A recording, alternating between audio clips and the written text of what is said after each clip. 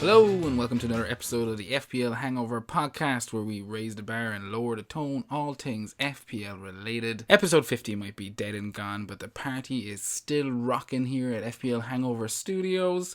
Well, I've gotten my first green arrow of the fucking season, so I'm well chuffed. And I am pretty sure my podcast partner in crime is pretty chuffed. Seamus, how are you getting on, my friend? Yeah, you know it. I'm doing pretty good.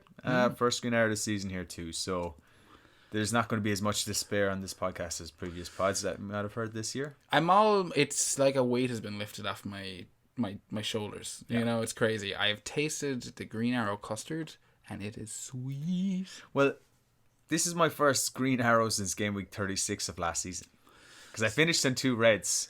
And look, game week 1 would have been a green arrow in normal circumstances. And that was my one good week this year. Game week 1 is never a green arrow. Yeah, but that's what I mean. It's not. It's just it's a grey dot. Yeah. You know, it's your starting point. Which has its own, unique beauty to it. Yeah, so I had a green arrow, and that's all I wanted. Arrest the slide, and from now I can build and attack the season. Yeah, exactly. I feel like I've been saying attack the season like all year, and I've just been dropping like a stone, but yeah, now I can. Well, they say the best form of attack is defense.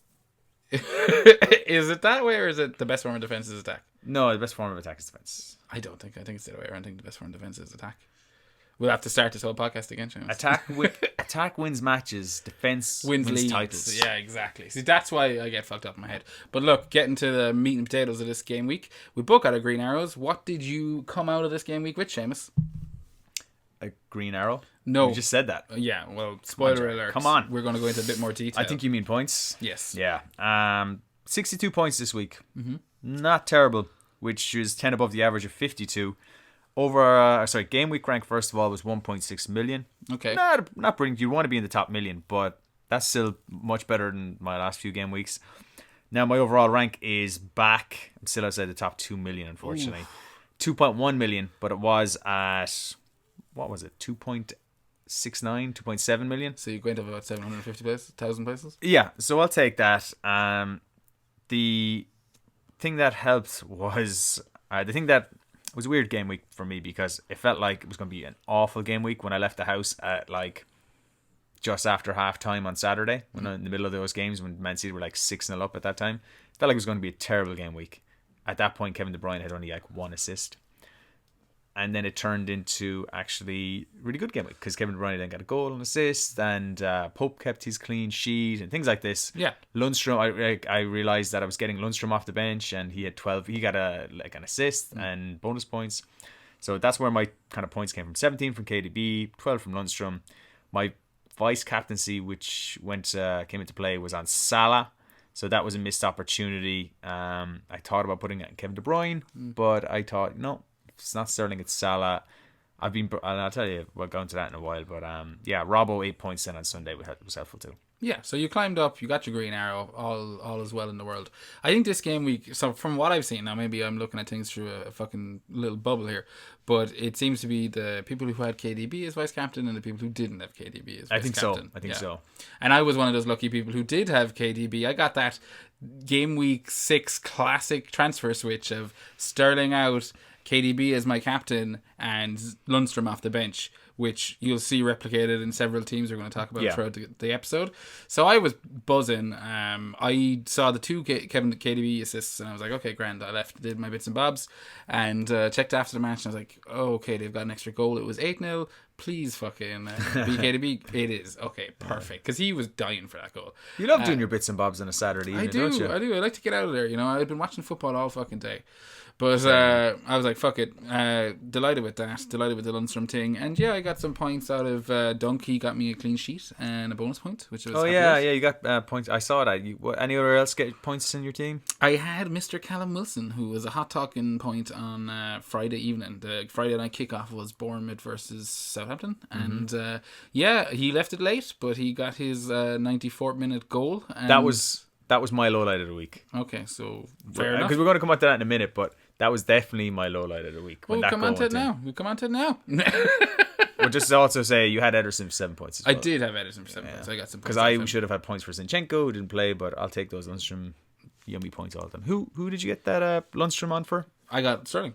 Oh, so he was your first sub. You only had one sub and it was Lundstrom. Yep. Anyone else that you could have possibly played instead? No, I had Dendoncker and Wickham. So I was like, I mean, Lundstrom is always going to be my first sub. Do you know? Really? So, yeah. Oh, okay. So I've been playing pretty tight with my team, so I was delighted there. But I want to get to this beef you got there, Seamus, with Mr. Callum Wilson. Now, you, at the start of the season, were singing his praises, and you also, if I believe correctly, last episode said that you feel like he could be an FPL elite this year. Yeah, I think he's the sort of player that could take over, and this game week kind of proves what he can kind of do. Yeah, so how's it a low light? No, the low light is not Mr. Callum Wilson. The low light are the circumstances leading to his shitty 7 points. The game was won. They were 2-1 up. It was the 95th minute. It was over the 5 minutes allocated injury time. It was like a goal kick to the attacking team. I would pretty much had turned, go, that's his game over. They'll probably blow it up from this goal kick. Oh no, they won't. Did you see the goal? I did, yes, I did. I watched it back. Oh my god! And I would have been in the same position as you. I know you have this guy. That's why it was my low light of the week. I was like, okay, I still. Our differentials are few and far between, so we have to savor them when they're there. Exactly. And I'm with you. And I had him, and I came off him earlier in the season, and since I've come off him, he's just kept tipping away and got 12, 13 points last week. So I was happy to see a blank, and I not ashamed to say I was counting my chickens. Yep. I was going to the chicken bank, deposit those chickens, and then before they hatched. Yeah, they were still like eggs, but I was like, you know what, they're not going to hatch at this stage. I can almost hear them squawking.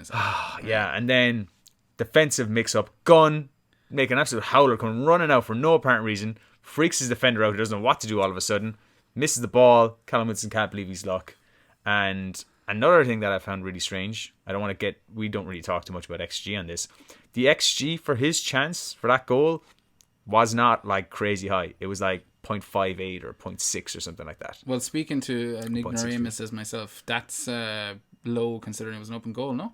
It was an open goal. Yeah. I was like, that's got to be a 0.95 or 0.9 XG. No, it was like 0.63, I think, or something like that. It was only like, most people will score that. It's a really, really high chance. And apparently that's where XG is a bit of a flaw. It doesn't take into account position of the goalkeeper, defenders, and stuff like that. It's like, so if the ball fell to you in a penalty area like that, you'd probably score, get the shot off, but it doesn't take into account other circumstances like that. The fact that, he had no But goal. The XG was not the low light. The low light was fucking Angus Gunn giving you extra points, and he was on for like the 3 bonus points there for a small while. So like I got a bit loose in the old WhatsApp chat that we have going here between us and our friends in the mini league. I was like, no, this is bullshit. I call foul on this, flag on the play. It was over in 95 minutes time, but you know what? Yeah, I got over it then on Sunday. I actually forgot about it. So until you said what was your low light of the week, and I was like, oh, I did kind of lose the rag on Friday night, didn't I? Well, I mean, it's to be expected. As I said, Friday night, everyone's looking at that one game, and the only thing you've got riding in that game is Callum Wilson to do nothing. You're like, okay, I'll be happy with a blank from Wilson here. That's a big differential for sure. And that's robbed from you. So I completely get it. I was in a similar position. I was constantly checking my phone. I was in the pub having a few drinks that night, constantly checking the phone, and when it got to 92, 93 minutes, I was like, fuck this anyway. And it wasn't until you put a message in the WhatsApp chat about Callum Wilson, I was like, oh shit. I was like, he's only gone and done it. But look, that's your low light, and it brings me to my highlight of the week, which is of a similar bitter stance. Okay. And my highlight of the week this week was your first sub. Which, in FPL, every point counts. And those 2 points that Dendoncker didn't have coming off your bench might just prove to be something by the end of the season. So I got a massive chuckle off of Dendonker's own goal this week. I was like, I knew he wasn't coming off for me. So a nice 0 points. And that's why I was asking you about Lundstrom. Who's your first sub? And you said Lundstrom. I started Dendoncker. Yeah. Now, I had both come off anyway. Lundstrom was my second sub. And because Zinchenko and Sterling didn't play, I got Dendoncker and Lundstrom. But so I was lucky in that regard. But I should, Now it's probably shouldn't be getting so bitter about each other's teams for our highlights and lowlights each episode. Other pods I listen to are quite happy. Like, oh, you did quite well this week. Fair play. But like, I'm freaking out when you get like a late Wilson goal, because he was anonymous the whole game. Yeah, I heard he did nothing. King had an excellent game. Had a penalty turned down. He had a goal disallowed. I'm not sure if he got the bonus points or anything like that. But while we're looking at the Bournemouth Southampton game, and there isn't a whole lot more to take from it other than Wilson's goal, but you mentioned King there, and do you think he's becoming more of an FPL option? Like, I mean, not more of one because we talked about him all season, but he's got his place. Like, he's playing. He's not bad. He's not bad. 6.5. Has he gone down or anything? Is he still 6.5? He could be down to 6.3, 6.4 now. Just how volatile the price markets are. That's the reason I'm asking, because I wouldn't be surprised if he was 6.4, 6.5. He could definitely be still 6.5. I'm just looking at him. I'm going, if someone wanted to bring in a third striker right now, a lot of the kind of cheap strikers are hitting that 7 million mark. When you look at the likes of Pookie, Abraham, Haller. Barnes is in the high 6.7, I think he is now, 6.8 maybe. But so you've got like you're all above there, and King is just under that 6.5 mark. And I'm going, would I transfer him in? You know what? It's kind of reminds me of the Barnes and Woods situation at Burnley. Everyone's been getting in Barnes last few weeks, and this week was Woods. Time to shine. He got 2 goals. And Max bonus and had a nice little tidy score this week. Barnes owners were left kicking the sand, kicking the dirt.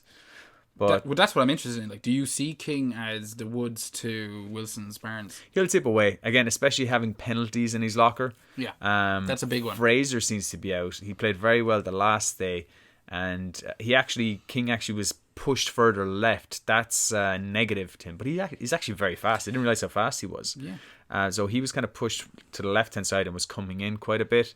So that you would imagine would dent his appeal. Yeah, I just think for his price point, he's definitely one to worth monitoring, because if he does keep that 90-minute starts and picks up a decent average points per game, he could be someone towards the kind of latter stage of the first half of the season that you might be looking at. He looks a better option than Fraser, I'll say that. Yeah. Because Fraser has been benched now the last 2 games in a row, and he did. He came on for Wilson this week. He came on and he scored, and he could be back in the starting team soon. But this is without what's the young fella there that's got injured? Brooks. Yeah. This is without Brooks in the team. Harry Wilson on the other side seems to have nailed down the kind of right midfield spot. He's come off early in the last couple of matches. Wilson. I mean, Wilson came off for Fraser this week, I think. Yeah. But that's going to happen with Fraser on the bench, though. He is. I think it's also worth noting that this is Wilson's first shot in the box, I think, if memory serves me correct. Really? I think if it's not, I know he's definitely his first goal inside the box, but I'd just be waiting a little longer on Harry Wilson to see if he just maintains those starts. Yeah, I was a small bit interested in Harry Wilson, but just to compare King and Fraser, I think King is probably a better option there, but there's better options out there. Yeah. If you have him, keep. I'd say that. I wouldn't be getting off him at this stage. I would have said that even before the last game, because Bournemouth have a few nice fixtures, but I don't know if he's necessarily a buy. Well, luckily it's a decision I don't have to make, because I still have Wilson, even though my wildcard is active. Whoop whoop! Yes, that is right. My wildcard is active. I set it up there yesterday evening. My plan all 2 days of the weekend was to possibly wildcard on Sunday evening. That was my reasoning for kind of my rash transfer on Friday. This is your low light. No, this is not my low light. My low light this week, if my highlight was in Donker, my low light this week was McGinn. Oh yeah, which I suppose that's what I thought you were making this. I was like, he's really worked this really well. He's got this segueing in perfectly. No, I fucked off. My fucking brain was going in 2 different directions there. Yeah, so because you were wildcarding, you're like, you know what? I'm not going to waste a transfer. Yeah. That was exactly my rationale, and I was thinking to myself, I wanted to do it Friday because it would kind of encourage me to not be if I had a bad week, because I was fully expecting, I was like, the way my season had gone so far, I was like, this could easily be another shit week. Be ready for it, and I don't want to have to kind of rely on frustration or on any of that shit. As it turned out, had a pretty great week. I don't think I even went through my fucking. You didn't. You kind of moved on to. Your low light. Yeah, what was your final score? 79 points I got this week. What is your rank and overall points now? So I got 79 points this week, which was a game week rank of somewhere in the somethings. I didn't actually look at it, but it has moved me from 1 point.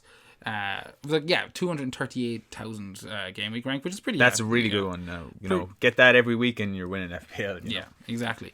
But when's that ever going to fucking happen? But that moved me back well inside the top million. I'm back up to 546,000 now. So I was 1.2 million at pretty much over half my rank. That's a big old jump. Yeah. So I'm like, okay, I'm gonna build on from here, keep the momentum going. Wildcard activate. And so on Friday evening, 10 to 7, in and about 10 to 7, I sat down the toilet like I usually do to make my last minute decisions. You were in your office. I was in my office, and I decided, fuck this.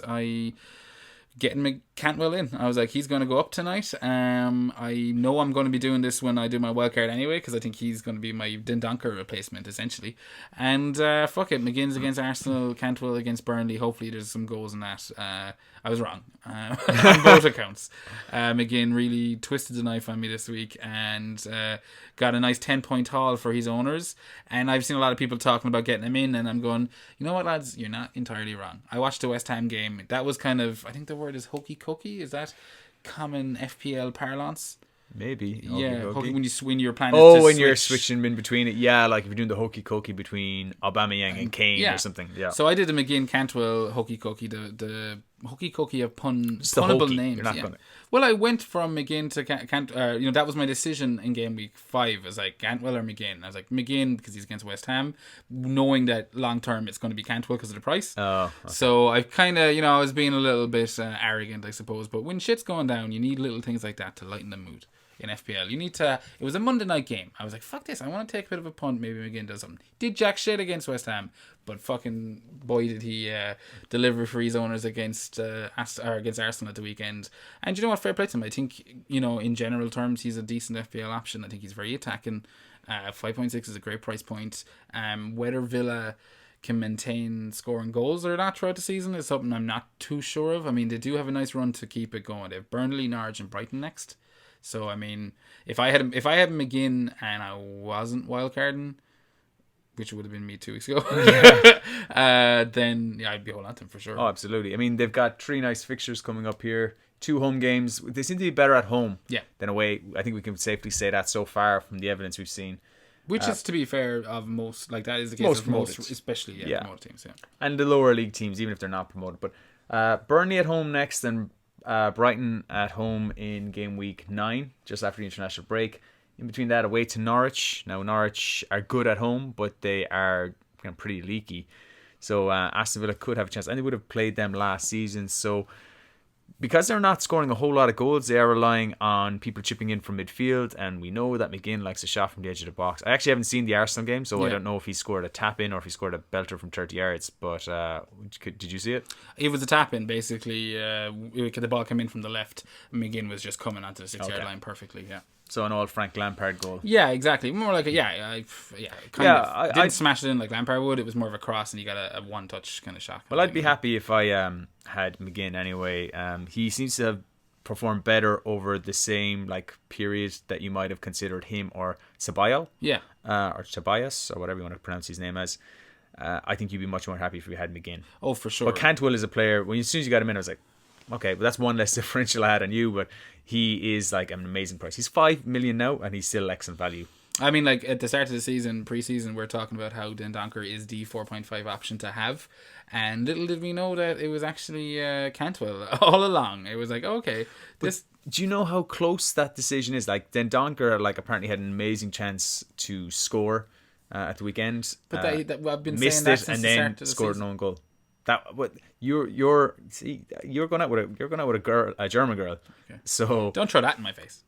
No, you're all about the Schadenfreude. Oh yeah, for sure. What says the guy whose low light was Callum Wilson getting a goal? Yeah, that's my low light. Your highlight is me failing. Okay. My low light is just disappointment. Your highlight is Schadenfreude. Touche. So yeah. Did you mention your highlight?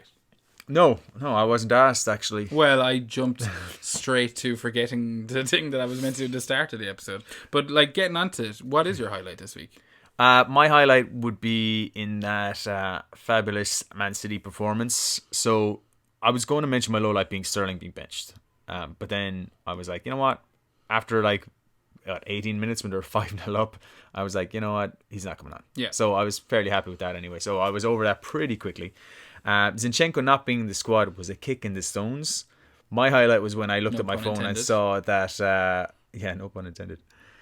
My highlight was when I looked at my phone when I was out, because I left the house when it was 6-0. I was like, fuck this, I'm having a terrible game week. Doing your bits and bobs. Yeah, doing my bits and bobs. No, I was just in the pub having a few pints, and basically saw Lundstram got an assist, and they were winning 2-0. And then clean sheet secured. I was like, he's definitely on for some bonus. 12 points coming off my bench because he was my second sub. And we didn't get that 14-point haul in game week 2, I believe. It was game week 2, I think. Yeah. And early, he didn't come off our bench for that. So, yeah, there was a lot of missing players this week. And I know a lot of people got Lundstrom, but that was definitely my highlighted week. John Lundstrom doing bits, but that was John Wan-Bissaka this year, I believe, Oh, yeah, man. I don't even think Wan-Bissaka was doing this well last year. Well, yeah, I don't know. He didn't get the double-digit hauls didn't get 2 double digits. Lundstrom did, but he did get like a bunch of 3 bonus points and clean sheets in the first couple He did of weeks. get a couple. But the reason I didn't start him or even make him first sub is because they were away, and I thought, Everton are going to be really... are going to be good. I was like, Everton away from home, yeah, they're pretty poor, but at home it should be a banker. Yeah. But there's problems at Everton. There is, and we'll get on to Everton. We mentioned McGinn, and we're not going to go back and dwell on it too long, but I did want to draw attention to our FPL Hangover Mini League right now. And unfortunately, well, not for him, he's on top of it, but unfortunately there hasn't been a change. So the status quo has remained. Does that even make sense? No, it's always. Don't overthink it. You did it. Okay, fair enough. But the status quo is there. David Sexton is still top of the FPL Hangover. Oh, I can't even. I'm stumbling on the goddamn thing now. The FPL Hangover Podcast Mini League. I nearly call it the FPL Tiger League. I was like, that's definitely not it. The FPL Hangover Mini League, yeah. He stayed top, and McGinn was a big kind of returns source for himself, differential-wise. I was looking at his team, and 85 points, I was going, fuck me. I've had 79 points this week. I was expecting to gain a bit of ground on the leader of the mini league. Nope, Dave Sexton has fucking smashed it. 85 points. He's in the top 6,000. Yeah. Fair play, David. Overall, yeah, 5,294. In Ireland, in this merry little island that we live upon, he's in the top 300, 271. Nice. So fucking fantastic buzz for you, man. Keep that shit going. Yeah, keep that going as long as you can, David. Yeah, maybe not too long though. He benefited from the De Bruyne vice captain. He did, yeah. He the same as myself. He had the De Bruyne vice captain and Lundstrom coming on for Sterling. That exact same kind of substitution that I feel had a big part to play in this game week. But he also, as I said, had McGinn. That was a big differential between himself and myself. And I couldn't help but feel like that was a little bit, bit of extra salt on that McGinn wound. Once we get a few more weeks into the season, I think we got to start calling it top 5. We haven't prepared this week, but once we start getting into the top 10, top 5, maybe we'll start calling it out a bit more. But until then, maybe we'll hold on.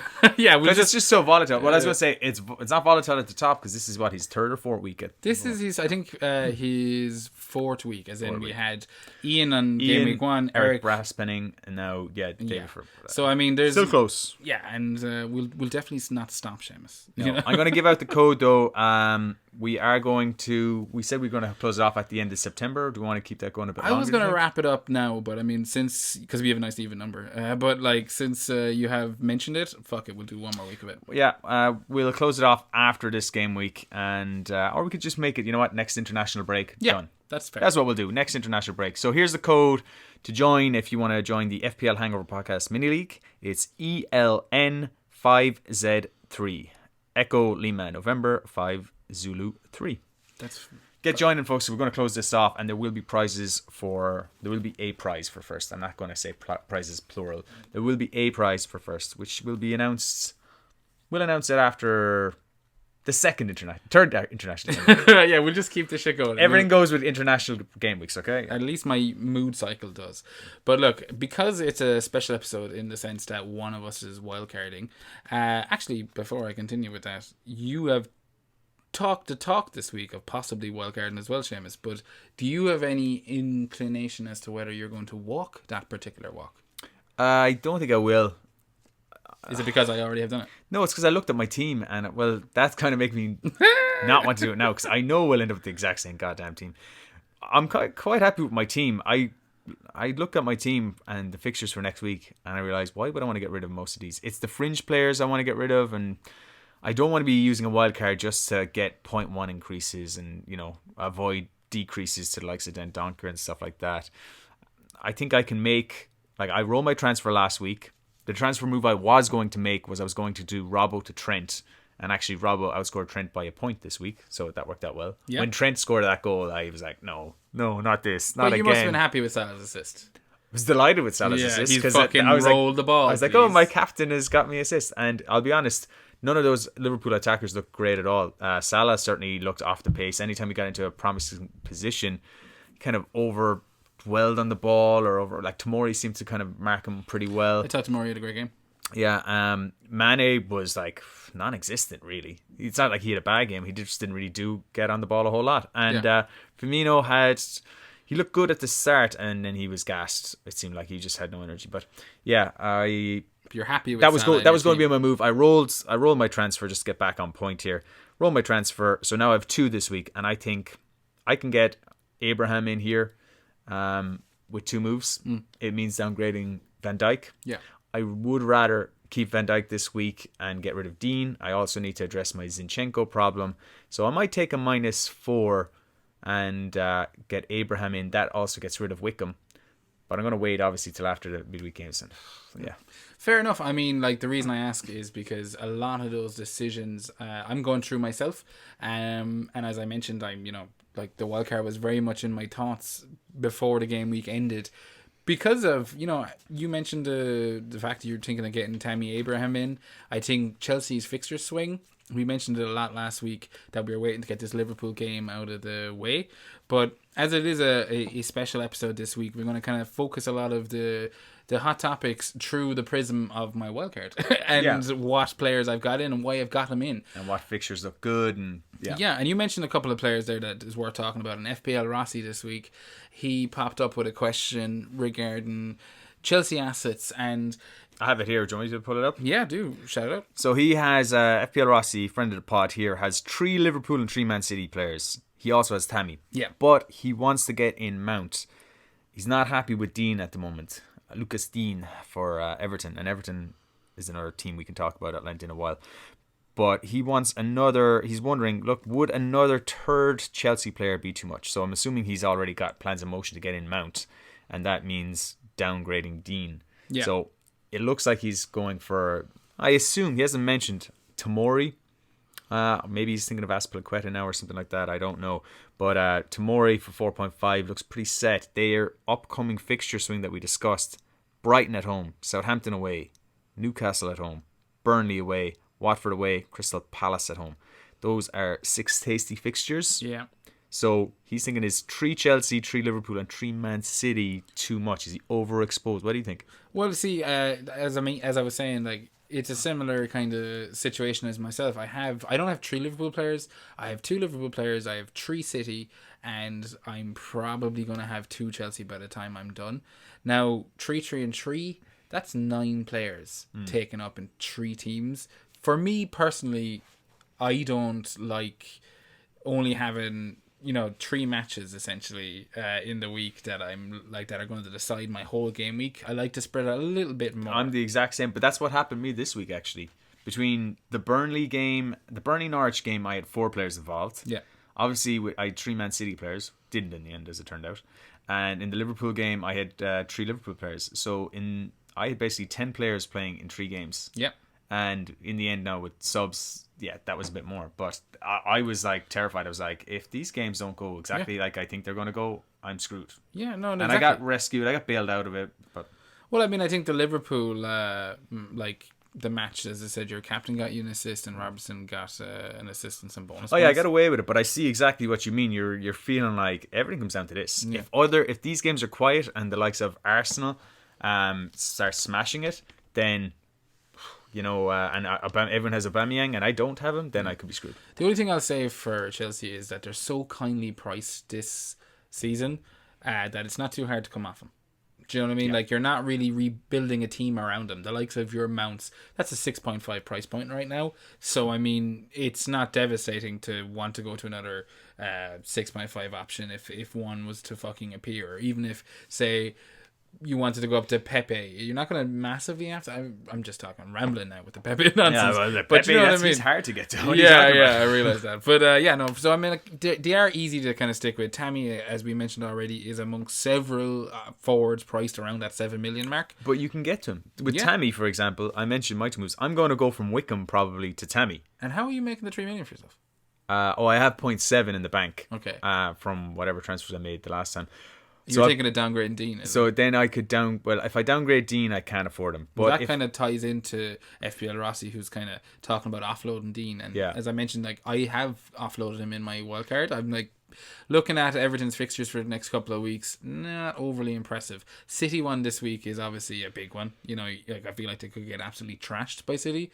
So I don't really want fancy Dean too much for that. Burnley away. Burnley aren't too bad at keeping clean sheets at home, and Everton. No, Burnley are a good home team, and the thing about it, most of all, is Everton's like attack seems anemic at the moment. Yeah, and like he is like, we know Dean is brilliant whipping in balls and crosses, but who's going to score these goals? You know, that's exactly Calvert-Lewin can't hit the fucking backside of a barn. Like when we were talking about Everton at the start of the season, you were looking at their clean sheet run that they went on towards the end of last season. Be careful, Seamus.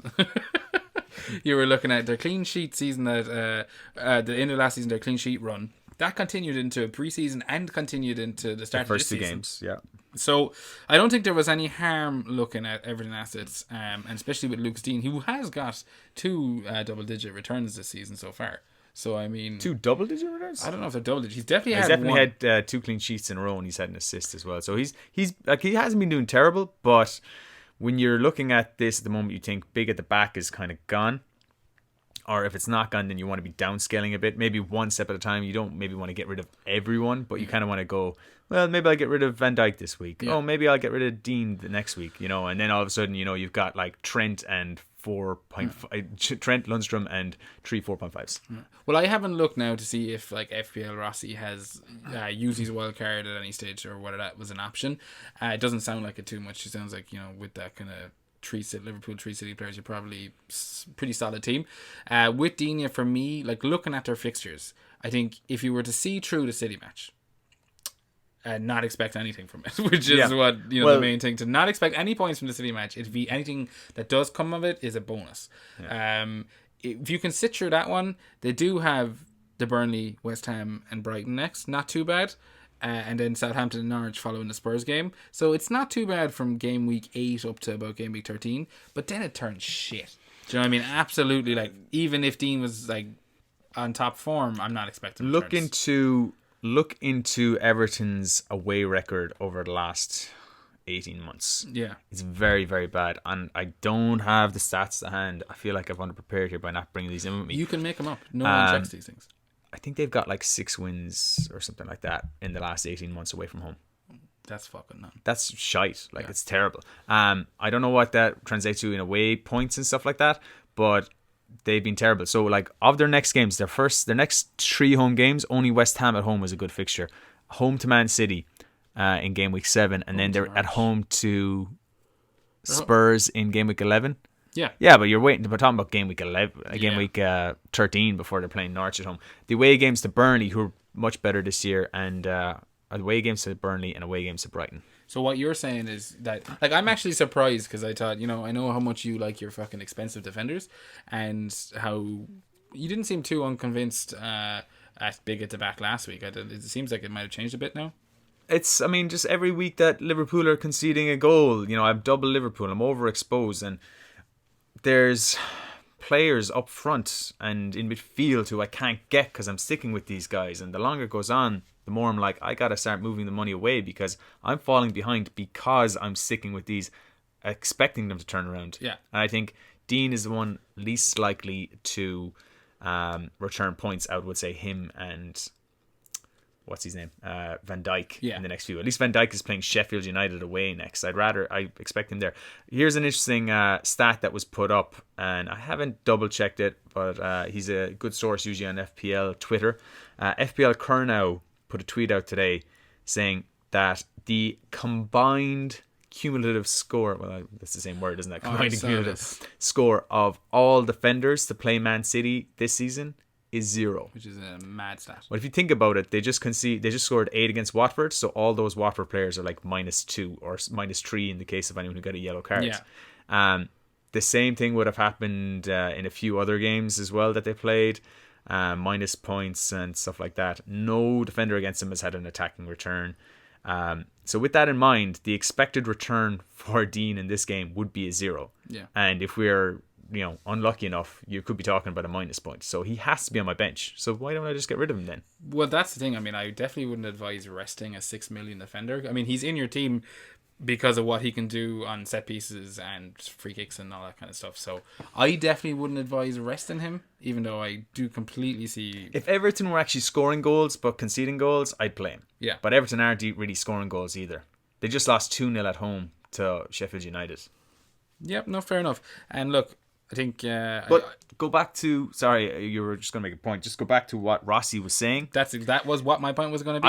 I don't think 3 Chelsea is too much. No, I don't either, because of the price point and because you're probably looking at a Tomori as your third Chelsea player. When he says would Chelsea's fixtures would another Chelsea player as in a defender to replace Dean be too much? Assuming, as you said, it's Tomori. I'm looking at Tomori 4.5. Has to be Tomori. Although Alonso looked good. He did, but I just don't know how long Emerson's out for. Oh, I remember. I said I had a song for this pod and I forgot what it was. Go for it. It was When the Moon Hits Your Eye Like a Big Pizza Pie. That's Tomori. And I'm not going to sing the rest of it. But that has... I'm not clued up with the Chelsea terrace chants. That has to be one. Surely, if that's not a chant, that's got to become a chant. You need to get a ticket to Stamford Bridge just so you can start it. I'm not going to those hooligans. Go away. Fair enough. Sorry to all the Chelsea fans that Seamus just offended. But look, we've been focusing on the Everton-Chelsea stuff a bit too much. Thanks for that question, FPL Rossi. We hope we didn't butcher it too much. But getting back to... what's really important here, and that's my wildcard team, Seamus. I've had a couple of transfers in my team this week that I wanted to get your opinions on, and we just talked about Dean, and I've got Dean out for currently in my spot. In that spot is Aurier, and I wanted to get your opinion on that. Aurier is an option. 2 starts. He looks to be set to start in the next match. It was unlucky. He had a goal this week. He did. That was a huge swing for some people in our mini leagues. Yeah, that was naming names. Not naming any names, but that was another bit of Schadenfreude for me. Anyway, was seeing a 10-point swing go from in the space of 5 minutes of a football match. That was cruel, though. It was cruel. Yeah. It was a fine strike. The finest of margins for some being offside. I didn't really think it was offside, but yeah. Luckily, it doesn't matter. It doesn't matter. It's that's a VAR discussion, and I think we have a VAR veto this season. We try not to just get bogged down because you'll end up speaking about that too long. Yeah. He scored a really good goal and then chalked off. So I thought he was actually a really good move this week, and the next 3 games are all really good options. That's why he's in my team. Southampton home this week. That's a fucking lovely fixture. They don't look too aggressive in front of goals. Brighton away, who another team struggling to score this season, and Watford. Yeah, you'd have to pretty toothless teams. You'd have to speak to Spurs fans that kind of know how nailed Aurier is. How could you trust a Spurs fan? Yeah, there is that. We just know so many of them. It's like they're kind of everywhere to ask. They're all untrustworthy. But I would expect him to be... I don't think Kyle Walker-Peters... I said this at the start of the season. I don't think Kyle Walker-Peters is a starter for them. And I don't think it's going to be rotating like... what's his name? Trippier and Aurier were last year, with Trippier getting most of the starts and Aurier getting 25% of his starts. I think Aurier will play 80% of the games. So, Okyar Nishnish for Aurier. What? Okyar Nishnish. It's in the words of Sacha Baron Cohen. I was like, I don't know which is which.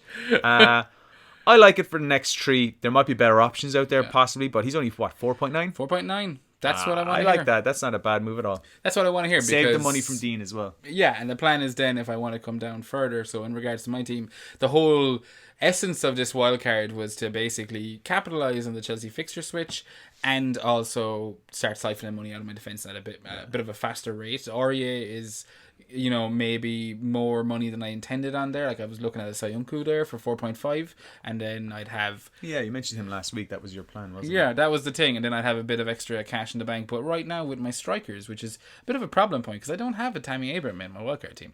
And I have a Barnes, and I have a Wilson. And that's the reason I don't have a fucking Tammy Abrams. Now, I will be looking at ways to bring him in, but it's more than likely going to not happen. You're a big fan of Barnes, aren't you? I was going to say, why don't you have Tammy? I mean, Wilson, yeah, I like Wilson's next 2 home games. Yeah.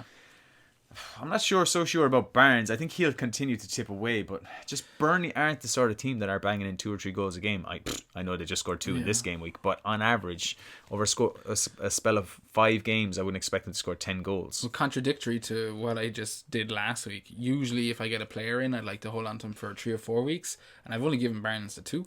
Totally agree. Yeah. But wildcards, then I would allow for that. Yeah.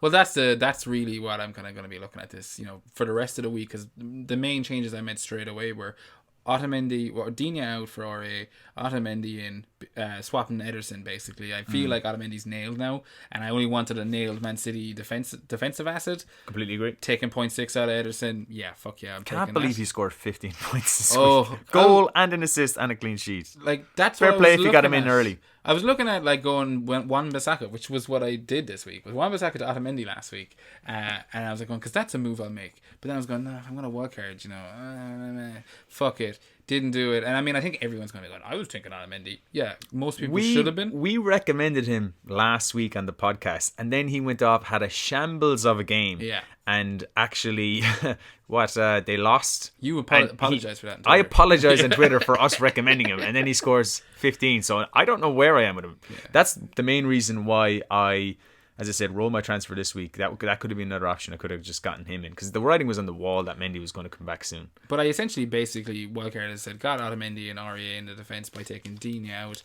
and Wan-Bissaka. I'd already came off the double Liverpool, and I basically just got Mount in then for Dendoncker, which was simple. I approve those 2 defensive moves, and you got Mount in for Dendoncker. That's a big upgrade. That's another great move. Yeah, you've got another Chelsea player in there. I am surprised you haven't got Tammy. You got Pope in goals. You happy with Pope for his run? I am, and that brings us to another FPL Rossi question this week. The man's a madman. He's actually been reaching out to us a bit regarding this season, if I'm correct. I think we have to answer this. This has become a weekly slot. Yeah. Who should Rossi start in goals this week? Yeah. Heaton or Pope? Yeah, we've helped him. I don't know if he's followed our advice every week, but I think he's been gracious enough to suggest he has. I'm sure if he didn't trust it in his own gut, he wouldn't listen. But he's been getting it right. I don't know if we've been getting it right, but he's definitely been getting it right. And this week, both his keepers face each other. Yeah, that's. I didn't realize that when I read the question initially, and it was only afterwards when I kind of sat down to think about it a bit. I was like, oh fuck, this is the great equalizer. Fucking Heaton versus Pope. What do you do? And I'd be honest with you, I don't have a fucking clue. I mean, like, I would go with Burnley. You going with Pope? I'm going with Pope. I'm going to disagree. I'm going to go with the home team. Do you think Burnley have been poor away? Not so much that. I just think Burnley in general don't score a whole lot, and I think Aston Villa are very tight at home. Yeah. Like most home teams are going to be tight, but they're very cautious. They don't want to fall behind and start chasing a game.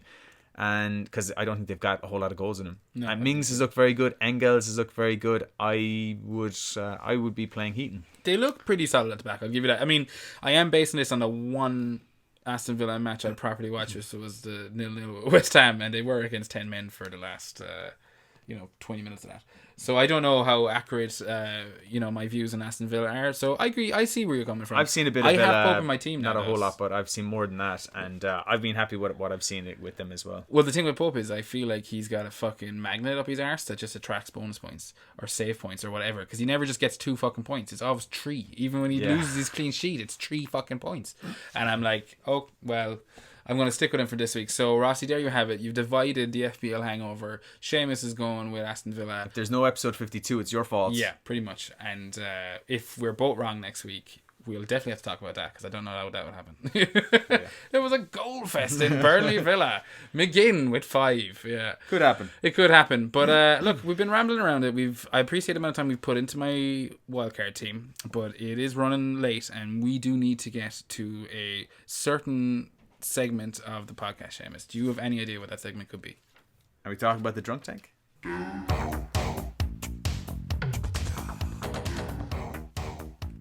Yeah, we are talking about the drunk tank, and I want to start this week's drunk tank off in a similar vein as last week's one by offering a public apology to Stevosaurus Rex. We abused him severely last week, and I couldn't get over it. I don't know about you, Seamus, but I lost a lot of sleep that night, knowing the horrible things we said about the question that he took a lot of time to come up with. I slept like a baby. Yeah, well, that's your soulless. I can't even remember what his question was. I think he wanted us to basically do about 4 weeks worth of research on the Champions League and what difference it has. Oh, yeah. But look, he has another question this week. And he's a good one this week. It is a good one, and that's why I wanted to apologise, even if it was completely insincere. And he's asking a question I've actually asked myself a load in the last 3-4 weeks. He's like, Aguero's got 8 goals and 2 assists in 6 games so far this season. Why is he not in my team? And he's also pointed out that neither of us have him in our team either. So why is he not in our teams? That's it's an interesting question. Well, I can answer the second part. Because we've prioritised Sterling. We think Sterling would be a better long-term pick. But over the first 6 games, Aguero has been... Actually, not even that. First game, you had Sterling game week 1, and you decided in game week 3 to just, you know what, I'm going to get Aguero in. Either switching to Aguero or complementing him with Aguero. Then, you know, you being quiz in. Like. Yeah. But I stand by what I said a few weeks ago, that I think KDB is a better long-term pick than Aguero. And KDB's probably matched Aguero in the last 3 or 4 weeks anyway. Yeah, I mean, the KDB thing, for me, I was talking to one of the lads about it in work today, and I think KDB's price point and what he's done so far makes him the absolute perfect secondary Man City asset. Mm-hmm. I will, for the remainder of the season, I have no doubt I will have either Sterling and KDB or Aguero and KDB, depending on what happens. I would say the same. So if I have Sterling, I don't want to invest another 12 million in Man City's strikers. You know, forward so we assets. were saying we're going to have KDB 9.5, and yeah, we can have another 12 million. 21.5. Yeah, it's too hard to get another 12 in there. Well, I mean, like, and do you think so? We're kind of in agreement on that. We're going to have one or the other. And are you still confident that we've got the right guy long term or even medium term? No, I think long term they're both going to suffer from. It's like a Salah Mane thing for me this season in terms of who's going to do it. I genuinely think it's going to be a bit of both. You're going to have weeks like this week where, even though Aguero actually disappointed a lot of his owners with his, I think it was a 9-point return. I can't believe he only got 9 points this week. I'm delighted. Like 9 points. He was. He should have got about 19. Because he got like a goal and an assist for the first 2 goals, did he? Yeah. And I think it was first 3. First 3, and then but that was still like 12 minutes in or something. And then you're thinking, oh, he's going to get a hat-trick. He's definitely getting a hat-trick here. And then when he didn't come off, when Jesus didn't come on and they'd use their 3 subs, I was like, oh, God damn it, he could still get a hat-trick here. And you have to assume that most people that don't have Sterling, or most people that have Sterling don't, or have Aguero, don't have Sterling. So you're going like, this is going to be a massive point swing in that fucking little battle of positions right there, you know? That is a question I have even been asking myself. I actually wrote down, this has got to be a hot topic this episode that we got to discuss. Is it time to move from Sterling to Aguero, or is it too late? Now, I've been saying for the last 2 weeks it's probably too late. We probably missed Aguero's horse, but he's kept it up. But I don't know. I think what I compare it to, just to answer my own question, is Hazard last year. Yeah. If Hazard goes in a spell and you got rid of him, then he starts banging again, then you get him in and he goes quiet. Just keep him.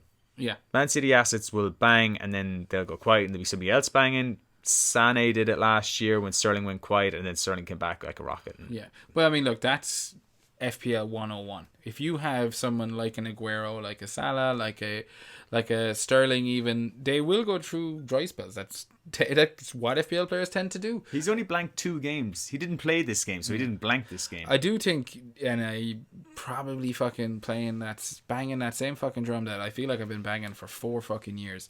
But I think Jesus his injury helped Aguero a bit in terms of, he was missing for a game or two, came back in the Champions League last week. He's back now. He's going to be looking for minutes again. Yeah. And I think you get him in the Carabao Cup. He will get him in the Carabao Cup, but he's also going to be looking for Premier League minutes. And Pep is going to want to give it to him at some stage. So you're going to face the same. But my point is, you're going to face the same dilemma that you have with Sterling. Because you asked me this week. One of your questions was, does Sterling... I said, who's going to replace him in the Game Week 7 lineup? Who's he going to replace in the Game Week 7? So we both assume he's coming straight back in. Yeah, of course. Because he's been rested, so he's okay for the next 3 game weeks or so. If he plays 90 minutes in the Carabao Cup, I might have second thoughts. I might be going, oh, motherfucker. He's been relegated to second string. But I 100% think Pep is 100% behind him. So you're going to have the same dilemma with Sterling that you probably have with Aguero anyway. And that's the fact that there is someone there who's going to take minutes off him at some stage in the season, and it will probably be in a really sexy fixture like Watford. You just gotta make a choice and keep. It's always going to be a home fixture against a team that's going to get a paddling. Yeah, exactly. And I hope that answers a bit of that for you, Steve. But what else have you got in that big fat greasy sack of yours, Seamus? We have a few there. FPL Twain asks us. Everton offensively and defensively, are they in a void? Now we kind of spoke about them a while ago. Defensively, I think they're in a void defensively. Yeah. I would even go so far as to say they're a sell if you have them. Maybe you could keep Dean if you've other fires to put out. But I think there's value in there. Yeah, and someone wildcard and I'm staying away from Everton. So. Offensively, anyone that attracts you there? No, I mean as I said, we kind of talked about them quite a bit, and we didn't mention a single attacking player. There's a reason we didn't mention it. Do you know what I mean? Striker position is just you don't know what's happening there. Is it Keane 1 minute? Is it Calvert-Lewin the next? Exactly. Iwobi started a couple of games and it was benched this week. He hasn't looked brilliant anyway. He looks okay in the cup. He looks okay, back. But you're going to have Bernard taking minutes off Wobie as well. You're going to have, Richarlison and Sigurdsson pop up with bits and bobs. They're the only two. Yeah, you could consider, but and don't consider. They're like 8 million. No, exactly. No, you can't go for it. So that's a no. That's a no, Twain. Avoid on the FPL Hangover Studios side of things. Mossy Cronin. So he asked us. Zinchenko replacements. Who do we like? Now, you obviously like Adam Hendy. Anyone else? Well, that actually ties in with a late question that we just got that I don't even know if you're aware of, Seamus. But FBL TJ, who I think we had a question from in the last episode. Another friend of the pod. Yeah, he reached out and he has a question pretty similar to your own there, or to the one you just mentioned. Thoughts on Mendy? Is he back now? If you're on a wild card, are you considering getting him in?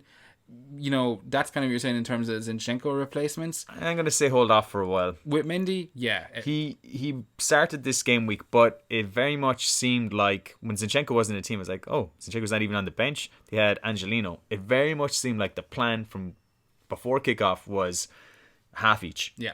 He wanted to get game time on the pitch for Mendy, get some minutes under his belt, build up that match fitness. And that's exactly what seemed to happen. Anyway, he came off at half time. Angelino had the second half. The first half, he wasn't doing the same things he was doing last year where he's bombing down the wing and whipping in loads of crosses. He was getting up, he was passing, he was getting involved, but he was being safe. Yeah. So until he shows what that promise we saw at the start of last season, I'm going to say hold off. If you're wildcarding this week, maybe not, but maybe in 2, it could only take 2 game weeks. And he could be nailed on then. He's definitely a wait and see in terms of him getting his fitness back and whether or not he even takes the spot back from Zinchenko. And sorry if we cut across the last question there from, who was it again? From Mossy Cronin about Zinchenko replacements. He's a potential Zinchenko replacement. I think Zinchenko will still get minutes, but I think you got to be worried about him and looking to take him out. I would think Otamendi is a better pick for your Man City defensive coverage for his price. Tomori is the one that really I really like at the moment, and I haven't looked at the math per se, but he could very well come into my team. Yeah, and if you wanted to kind of keep the same kind of price point in that part of your team, which for some people it matters, I also think the man we already talked about a bit, Serge Aurier, I think at 4.9, he offers another option for the next couple of weeks if you wanted to wait and see on the likes of a Mendy and see what happens. I have one more I'll suggest that is a bit left field. It shouldn't be because they've kept 3 clean sheets in a row. West Ham. Yeah. I'm really liking. Can't suggest a team, James. Well, like any West Ham defender, but Cresswell is interesting, but he's 5 million. And he only played because Mazuaku was suspended. Yeah, but he used to be their first choice. Yeah, the key word. There is maybe he'd lose his place, but he scored a great goal. He played really well at the weekend. Yeah, but that's not a recommendation. Cresswell, like considering he just played, I would prefer to go with Diop or Ogbonna. Yeah, those are the 2 I'd go with. As I said, he's 5 million. The same reason I wouldn't go with Fabianski. 5 million is a small bit too much. West Ham only kept 7 clean sheets all of last year. You wouldn't expect too much from them. But Balbuena isn't starting. It's Diop and Agbana. So one of those 2 for 4.5. Unless they've dropped. They could even have dropped. I don't know. I doubt it. They've kept 3 clean sheets in a row. Their upcoming run of games: Bournemouth away, Crystal Palace at home, Everton away, Sheffield United at home, Newcastle at home. 3 teams against 3 home games in the next 6 against teams that aren't scoring a lot: Crystal Palace, Sheffield United, and Newcastle. In the next 5 away games against Bournemouth and Everton. Okay, yeah, Bournemouth are scoring goals. Everton are scoring goals. They are pretty nice fixtures, and I think West Ham are a solid shout for options to come down off of as Zinchenko. And as far as I'm concerned, if I was a Zinchenko owner right now, I would be coming off him. Yeah. Even though I feel like he'll more than likely play against Everton at the weekend, I still know that his minutes are now at risk, and that's something I wouldn't want from a 5.5 defender for City. Yeah. It'd be Otamendi. Do you know what I mean? Otamendi's a good option. That's why you said it. I was like, yeah, I like it. There's only 2 more questions left in the drunk tank, sure. And stay on the theme of defenders. FPL Dazzler asks, is a sideways move from Robbo to Trent Alexander-Arnold worth it? He's wondering, like, is double Liverpool defence a waste of funds for the next few weeks? What do you think? Is double Liverpool defence a waste of funds? For me, yeah. I think Liverpool haven't kept a clean sheet. So what did they do? Keep 1 clean sheet this season? Yeah. Yeah, so, I mean, that's no way. I'll be waiting until maybe Adrian comes back, until Adrian fucks off and Alisson comes back to see if that maybe kind of sharpens them up a bit. But I think defensively, they don't look as sound as I was hoping. So double Liverpool defence for me is a no-go right now. I think they just offer too much attacking as well. You know, like Salah, Firmino, Mane. What the fuck? You look at Planet FPL, they have triple Liverpool defence. And I'm going, oh, that is a fair tactic. And at the start of the season, like, I completely with it, but man, they must be seeding that Liverpool haven't kept one fucking clean sheet. In a way, but the guys they got have getting attacking returns. In a way, though, I'd say this: if I was on triple Liverpool defence, I think I would have abandoned big at the back a whole lot faster than I am with double. Because with double and with Dean and Zinchenko, I'm kind of, they're all doing bits. I'm kind of going, I don't want to come off them. I want to give them patience because I know when I come off them, they'll score points. And getting back to the start of Dazzler's question there in terms of Robbo to Trent, is it a sideways move? No, I don't think so. I mean, for me, like, I have the luxury of doing it on a wildcard.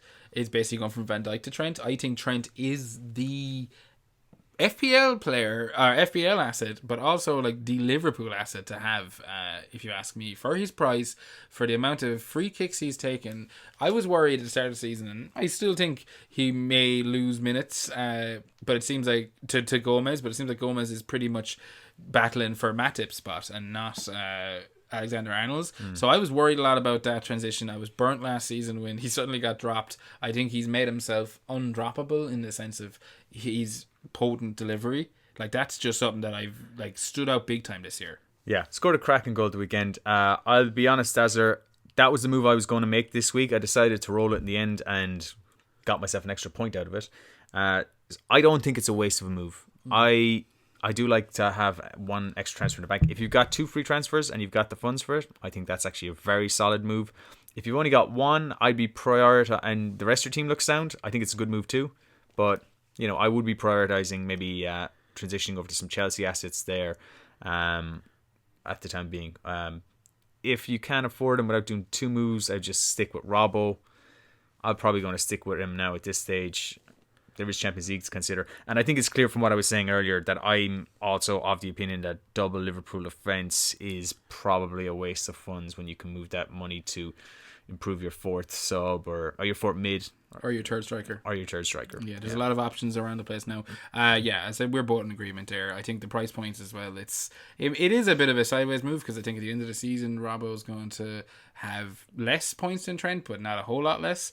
But I still feel more comfortable with Trent any week, like regardless of whether I think they're going to keep a clean sheet or not. Do you know out of my brain, Jar. Yeah, well, we're doing this pod together too long. We got to get more. We're playing this fucking game together too long. Yeah, exactly. But we got one more question. Last question is from FPL Rogue, whose mini league I am in real danger of being eliminated from. Is that the backdoor eliminator? That's the no backdoor eliminator. So I think I'm only up against one other person to represent Limerick, and I have no idea if I'm doing better or worse than him. I think he's doing better. I don't know how he did this week, so I could be knocked out of that. I may not even be representing Limerick because of this terrible start to the season. I know. His question was, how many weeks do you think is reasonable to sit on a player who is blanking? That's an interesting one.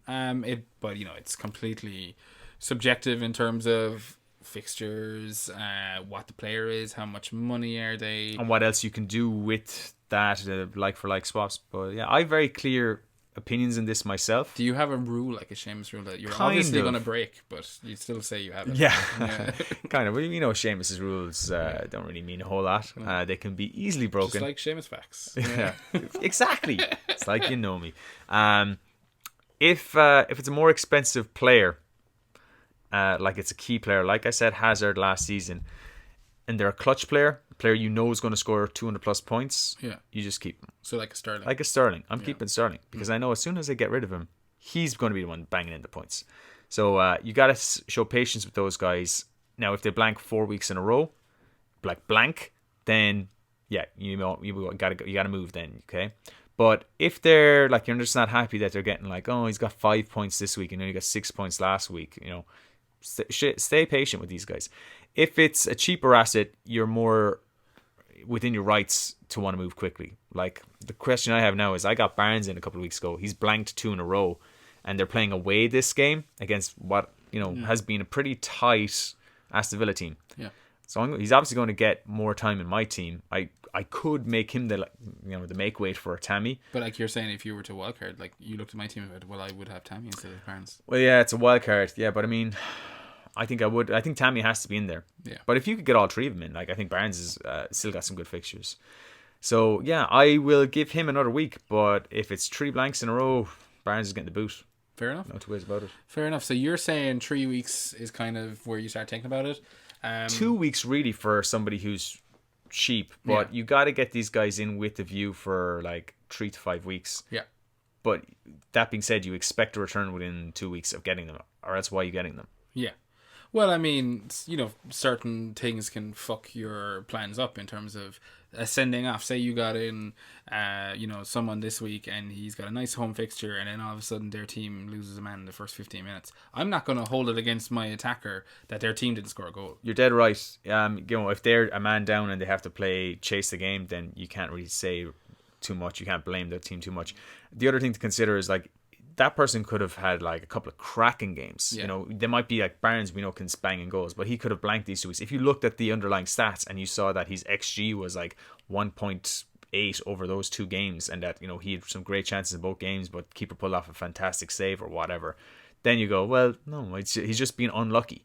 So this is where the eye test comes in. Watching match today, watching live matches, reading up match reports, and actually looking at the stats on areas like the members area of Fantasy Football Scout or Understat or any of these sites. But so that's fair enough. I mean, I think as we said there, it's a bit subjective in terms of how long you'll sit in a player. But I'm sure if it's cheaper again, if it's someone like Cantwell who you got for 4.5 and he blanks 6-7 game weeks in a row, okay, I'll hold on to him. Yeah, exactly. So 4.5. What 4.5 player are you looking to bring in? Do you know what I mean? That's going to make that much of a difference.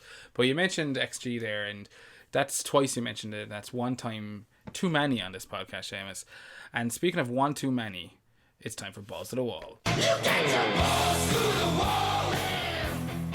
So with a week full of green arrows and just party celebrations all around, Seamus, you have refused to let me know whether or not I won this week's balls to the wall. You can just use your memory to But recall what picks you had, and you'll know if you won or lost. Or You know very, very well that I don't have a lot of memory. Yeah. But as you tell me, I'm going to light this smooth cigarette. Oh, yeah. Lovely fags. Lovely fags. Yeah. And you can tell me straight away right now, Seamus, who won? Well, you're going to need that cigarette, sure. Because I've trounced you in both counts. There was a draw on the Breen sheets. Yep. So we both Breen got... sheets. You're saying plural. It's just Breen sheet. Gary Breen. Breen sheets. Yeah. This is the third episode, Seamus. I'm sorry. I was like, I'll leave it. Maybe it's just misspeaking. It's like, no, we're on a different I can see way the of it. disappointment in your eyes. I feel really bad now. Yeah. The Breen sheets, we both actually had a good week this week. We both got a clean sheet. Dubravka, it was in the same game. It was a 0-0 between Brighton and Newcastle. I was looking forward to this game. I was like going, one of us is going to be fucking wrong, and I can't wait. Well, I wasn't looking forward to it because I thought it had 0-0 written all over it. So. I was looking forward to the result. Yes. And I saw Dubravka had made 4 saves according to live score. I was like, nice one. That's a bonus point. That should get me over the line. Duncan only has 6 because he got a yellow card. Another app that went to complete shit this year. Yeah, a lot of things are kind of going down this year. But anyway, apparently he only made 2 saves according to Fantasy Football Scout or Fantasy Football Premier League site. So yeah, they both got 6. That was a tie. For the 3rd week in a row, it's a tie. But at least we're getting clean sheets when we tie as opposed to 2-pointers. Yeah, I'll take that as a point each almost.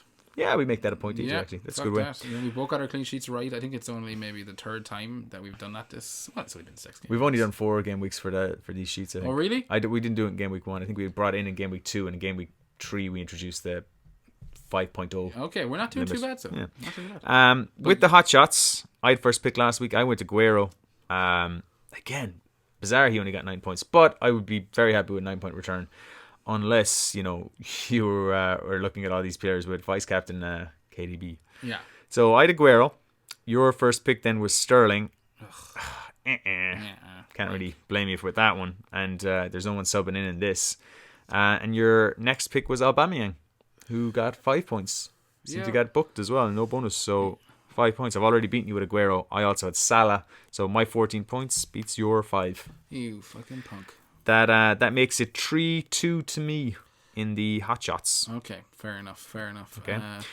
I think just looking at that, Seamus, you got very lucky. Okay, that's all I'm going to say right there. I got even more lucky with the puck fadas. Okay, tell me. My pick was Pepe, who was given a penalty. Yeah, so apparently he takes penalties. Who knew? Well, I didn't fucking know. Aubameyang handed him. I don't know, as a confidence without booster. a goal, by the way. Like, it's not like Aubameyang had already banged in 4 and he was like, "Here, take." Yeah, I've already got my hat trick. Take the next one. Yeah. And we were losing at that stage, I assume, were they? Or yeah. I'm not sure. They were losing for most of the match, so. His 8 points beats your 2 points for Maupay. Yeah. For Brighton. And apparently Brighton were the better team in that Newcastle-Brighton game. It's like they had shots and whatnot. So, I mean, this is just what I've heard from other podcasts. I didn't actually watch any of the match. You know what? I actually haven't seen the highlights of that game. I don't think I've got to that in match today too. So I'm upset that Maupay blanked, and looking at his next fixtures of Chelsea and Tottenham, he was definitely a 1 week punt. Yeah, he was a puck fada indeed. And that brings us to this week's Hot Shots and Puck Fadas. And because you went first last week, I got to go first this week. Am I right, Seamus? That's correct. You've got picks 1 and 4, and I've picks 2 and 3. All right, so my first pick this week. And, we've been kind of going heavy on the City and Liverpool for the last couple of weeks, so I kind of wanted to change it up a little bit. Don't know how well it's going to pay off for me, but I went with our Korean friend, Son. Wait, he is Korean, isn't he? Yeah. South Korean. Okay, fair enough. To be specific. Yeah, Pacific. It's in the Pacific. But I really hope it is. I'm not editing it out. Yeah. But I went with Son, and I think he blanked last week. Or did he get no? He got an assist last week. He got assisted Kane. Yeah, he had a nice little back heel for Kane. No, Kane, that was a lovely finish. That was a fucking bullshit finish. You get out of it. Everyone, look at this. It's like he fell over. No, and but he knew it. One option. Yeah, he knew what he was doing though. Yeah, but he was condemned to freedom. He had to take the shot like that. Yeah, but it should have been a trickler of a shot. No, I think that was a great finish. Fair play to him for sticking that away because he's like falling face first into the turf, and he's still like how can I get a clean strike off him? I'm far more bitter in terms of that. I'd rather see him, stay on his feet and slot it past. That's a better goal than fucking falling flat in your arse. Agreed to disagree. But no, I'm going with Son this week. I think Southampton home match, a home match against Southampton, I think it's prime for returns. I expect Spurs to want to bounce back after their miserable performance against Leicester last week. And yeah, he's my first pick. Who's yours? He's the only Spurs player I would trust. Yeah, I would add that. It's a nice fixture for them. And he was a guy who was in our like differentials for the last couple of weeks, but now he's starting to pick up a few owners. My first pick was Sterling. Fair enough. I don't know who is going to be dropped for him to come on, whether it's going to be Bernardo, Mahrez, David Silva. My suspicion it was possibly Bernardo because he did a bit of a racism kind of thing on Twitter. Yeah, but I don't think he'll want to play into that too much. So I wouldn't read into that. I think that's very much probably a bubble of Twitter. Mendy's gotten over it. So yeah, well, I don't think Mendy was ever offended, but I think he was kind of putting out. Yeah, maybe I thought he was slagging N'Golo Kante or something like this out because I didn't know what was going on.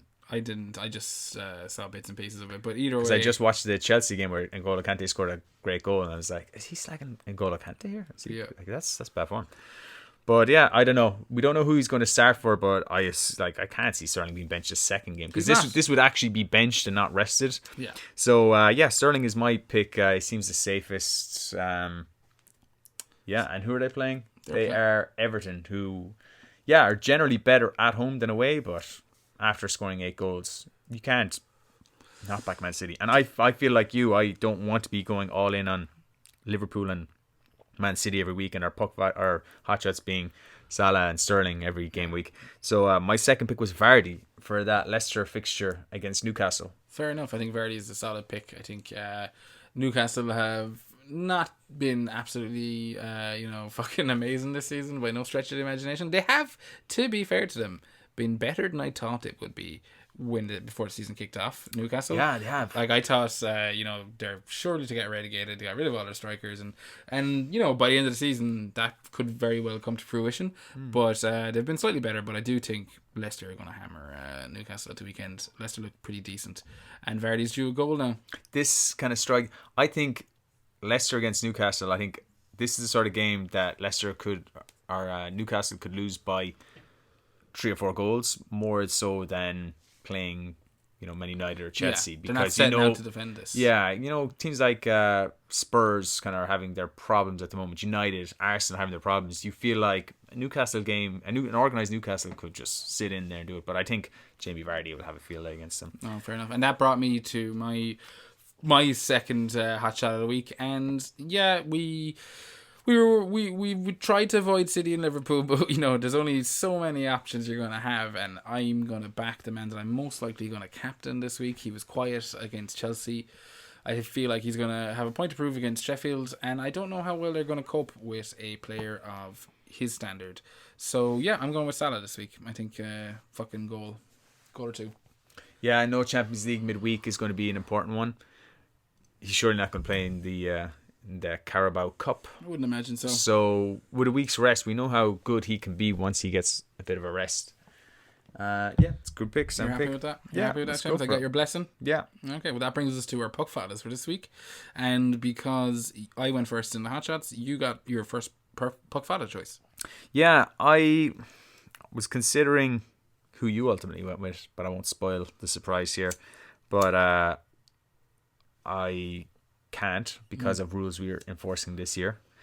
But my pick instead, I went for a Crystal Palace player. I was looking at the fixtures. I think Norwich away from home, very, very leaky. Yeah, Crystal Palace aren't scoring a lot of goals, and a player who's usually good for a lot of goals and who's under the 5% ownership rule that we have. I think it could be time for a penalty for Crystal Palace. I think they're overdue. VAR, has surely got to award goals instead of just denying goals at some stage or other. So and I've gone for Milivojevic. Yeah, that's a fair enough pick. I like your logic there.